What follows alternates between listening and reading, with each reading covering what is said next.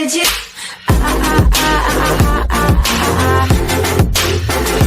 Anything you want. Stock market crash. Dow has fallen nearly 2,500 points and FAANGs lose $1 trillion in value. Thanksgiving week is not supposed to be like this in the markets. We haven't seen this since the financial crisis of 2008. Here are the details by Ishil Snyder. FE Economic Collapse blog. Thanksgiving week was not supposed to be like this. Normally things are slow in the days leading up to Thanksgiving as investors prepare to gorge themselves with turkey and stuffing as they gather with family and friends. But this year the stock market is crashing, and Wall Street is in panic mode. On Tuesday, the Dow Jones Industrial Average closed at 24,465.64, which is nearly 2,500 points lower than the all-time high of 26,951.8 when that was set in early October. But as I noted yesterday, what has been happening to tech stocks is even more dramatic. Each one of the FAANG stocks is now down by more than 20%, and they have combined to lose more than $1 trillion in value. We haven't seen anything like this since the financial crisis of 2008, and at this point all of Wall Street's gains for 2018 have been completely wiped out. Fear is a very powerful motivator, and right now a lot of investors are feverishly getting out of the market because they are afraid of losing their paper profits. One analyst is describing what is going on as a rush for the exits. Highways will be crowded this evening as the Thanksgiving rush will begin in earnest, but this morning investors are rushing for the exits. Paul Hickey, co-founder of Bespoke Investment Group, wrote to clients on Tuesday. But for many tech investors, the truth is that the cattle have already left the barn.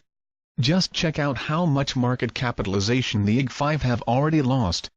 The following numbers come from NBC. Facebook, $253 billion. Amazon, $280 billion. Apple, $253 billion. Netflix, $67 billion. Alphabet, $164 billion. When you add those figures together, you get a grand total of $1.02 trillion. If you were alive when Jesus was born, and you spent $1 million every day since then, you still would not have spent $1 trillion by now. $1 trillion is an amount of money so vast that it is difficult to comprehend, and those that hesitated to sell at the peak of the market mania are never going to get that money back. And many believe that the tech losses are just beginning because several of these companies have now entered death cross territory. This could be the final nail in the coffin for the FAANG trade. 3 of the companies within the big tech quartet have entered into death crosses, with Facebook, Netflix and Google parent Alphabet seeing their 50-day moving averages cross below their 200-day moving averages. We shall see what happens in the days ahead, but right now things do not look good. Apple was supposed to be the strongest and most profitable of the FAANG companies, but slowing sales have suddenly changed everything. In fact, Goldman Sachs has cut their price target, or the stock Goldman Sachs slashed its Apple price target on Tuesday. The firm said in a note there is a weakness in demand for Apple's products in China and other emerging markets, as well as a disappointing reception for the iPhone XR model. As the trade war intensifies, many in China have been encouraging a boycott of American goods.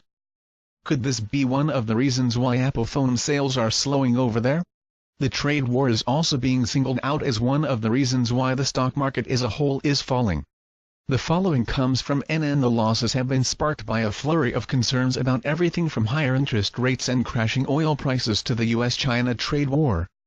But the overarching theme is that investors are bracing for the end of the fantastic economic and profit growth that marked the past year. Analysts expect a deceleration in 2019 driven by tariffs, the fading impact of the tax cuts and higher borrowing costs caused by the Federal Reserve.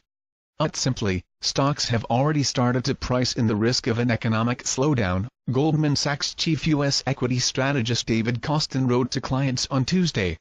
Ultimately, people buy stocks because they believe in the future. If investors believe that they will get more money back than they are originally investing, they will buy stocks. But if they don't believe that will be the case, they won't buy stocks. For a long time, there was a tremendous amount of optimism about the future on Wall Street, but now that has disappeared. Without that relentless optimism, it is inevitable that stock ratios will return to their long-term averages, and the S&P 500 sales-to-price ratio is telling us that stock prices still have a very long way to fall. But our system will not be able to handle a decline of that magnitude. There is more leverage on Wall Street today than ever before, and a huge decline in stock prices would lead to a meltdown unlike anything we have ever witnessed. If we break 20,000 on the Dow, the panic on Wall Street will be off the charts, and the flow of credit will be absolutely strangled.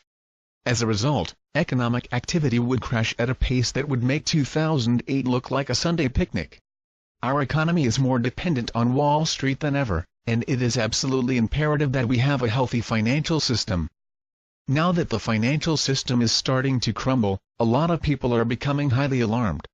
But according to Eric Kudlow, we have absolutely nothing to worry about. Corrections come and go, he told reporters at the White House, saying that the economy is strong overall. I am reading some of the weirdest stuff how a recession is in the future, Kudlow said. Nonsense. Recession is so far in the distance I can't see it, he said after appearing in a Fox Business Network interview. It would be wonderful if Kudlow turns out to be correct. But in Get Prepared Now I warned about what can happen when we allow others to do our thinking for us. What is happening on Wall Street should be obvious to everyone, and no amount of optimistic chatter is going to change that. And the truth is that even the mainstream media is starting to acknowledge the reality of what we are now facing. CNBC just took a poll of global finance executives, and they discovered that more than half of them believe that the Dow will fall below 23,000. More than half of the members of the CNBC Global CFO Council think the Dow Jones Industrial Average will fall below 23,000, roughly 2,000 points from its current level before the stock market barometer is ever able to top the 27,000 level. The 23,000 level would equate to another 8% in decline among the Dow group of stocks before the selling stops. Ultimately the Dow is going to go much lower than 23,000, and it will shake Wall Street to the core. But for now, hopefully everyone can have a happy Thanksgiving, because it is likely that there won't be many happy days for investors after that as this financial meltdown accelerates.